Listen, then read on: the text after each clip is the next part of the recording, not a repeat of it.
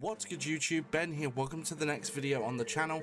In this one, I'm going to give you a quick tutorial on how to play the Majora's Mask PC port on Android. Let's get into this.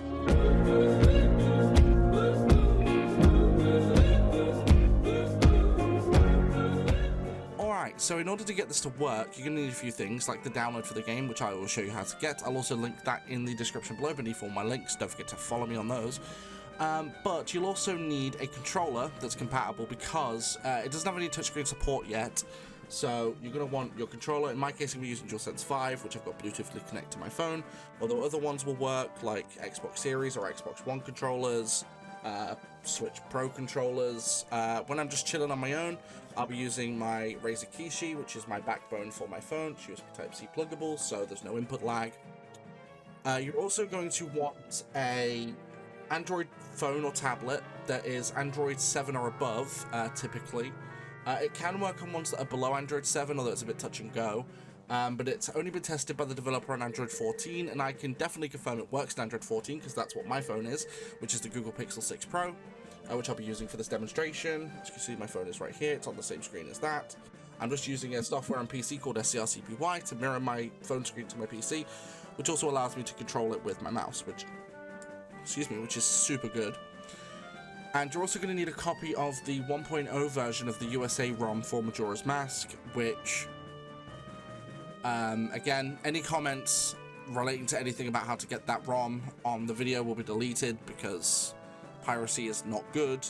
Mine is a legal dump from a copy I bought from a friend, which I still own. It's just in storage because I'm not getting it damaged because it's like valuable.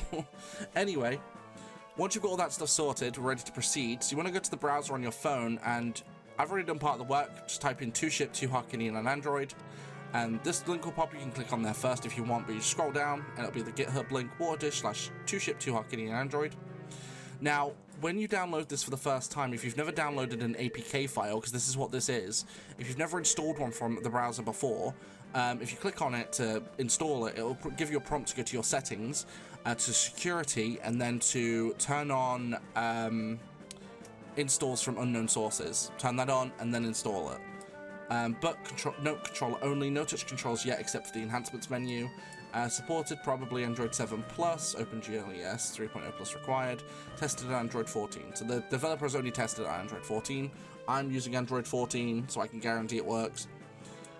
Anyway, you need to install the APK from here, so click on the link, and that's going to take you to this GitHub page, and it's the 2ship.apk file that you want, so you want to download it. Hit download. So it's going to start downloading the file. It's 66.7 megabytes. It's not long. Boom, there we go. Hit open, and then you're going to want to stage it, install it. There we go. Doesn't take long to install, and no, this is not the whole process. Don't worry, there's more. Perfect, we've now hit done. So, want to go back. Let's just go to the home page. When we're back on the home screen, that's going to appear. So we're just going to hold it and drag that directly into the games folder. Boom, there we go. Now it's in my games folder. I'm going to go ahead and open it. So this prompt will pop up. Allow 2ship2harkinian to access photos, videos, music, and audio on this device. Click allow. And then it's going to come up with extractor assets not found. No game OTR files found. Missing assets extractor folder needed to generate OTR file exiting. So it's basically, when you click OK, it's going to force close the program, which is absolutely fine, perfectly normal. Go back and click on it again. Now it's going to say no LTR files found, generate one now. Click yes. And then it's going to say no ROMs found, look for one, click yes. And then you're going to navigate through your phone's storage to where you stored the copy of the game. So for me, it's Pixel 6 Pro, and then it's going to be in ROMs, N64, and then Majora's Mask. And now it's going to come up with extracting. Extraction will now begin in the background. Please be patient for the process to finish. Do not close the main program. So click OK, and it's just going to sit here on a black screen for like a minute or two. Depending on the speed of the device, it will be slower or quicker.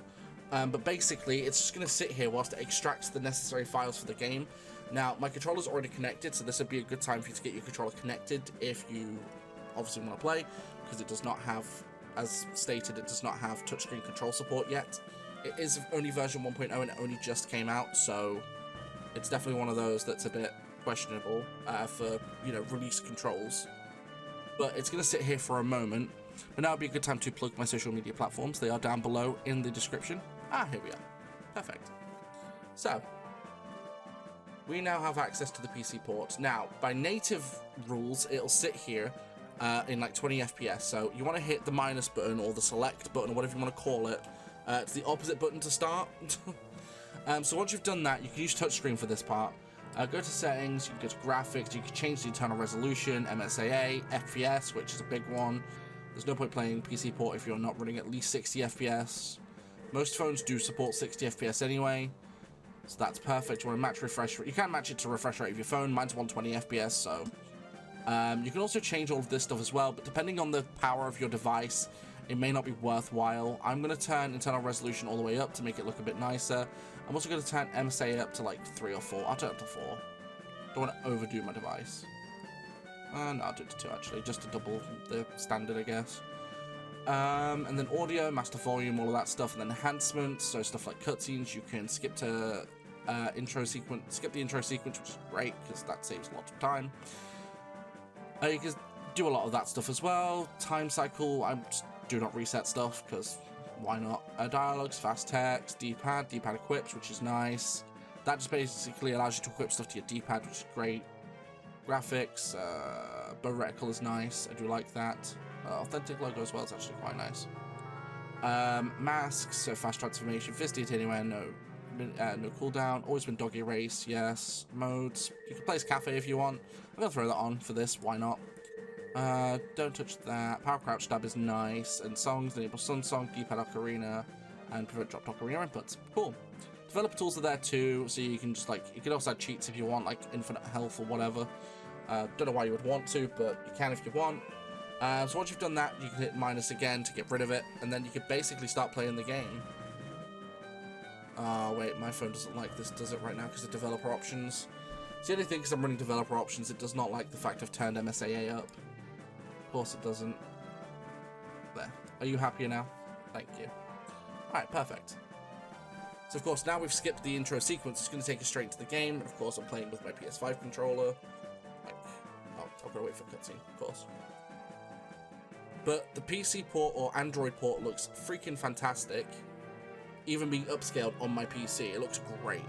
It looks so good. Yeah, look at me. But yeah, that's how you do it basically. So this will support randomizer as well once randomizer's a thing for PC port, which is going to be a while. I'll also quickly show off a little thing, because when you're in the first cycle, you can't obviously transform back to human because you don't even have Ocarina. However, you can break out of Clock Town and actually start exploring a bit. It's useful to get rupees and stuff a lot earlier than you normally would. So what you can do is, if you come to this side of Clock Town, it's the only side it works on to my knowledge, you can come over to here to this corner. You want to line up straight, hold the Z button, pull backwards in a straight line. If you know, my controller wants to pull in a straight line, that'd be nice. Keep forgetting this controller's a bit of drift, so there we go. Walk backwards and you walk past him. There's no enemies out here either. You can't enter grottos. You can literally come out here and just get rupees. But yeah, let me know what you think about this video in the comments down below. Don't forget I do live stream. When I go live here on YouTube and over on Twitch and on Kick all at the same time. In YouTube, it's normally in the Shorts feed, which is more for mobile, and then on Twitch and on Kick, it's in full 1080p. So if you want to catch my streams here on YouTube, don't forget you can turn on notifications and subscribe. If you want to catch my streams on Twitch or on Kick in full 1080p, those links are down below in the description.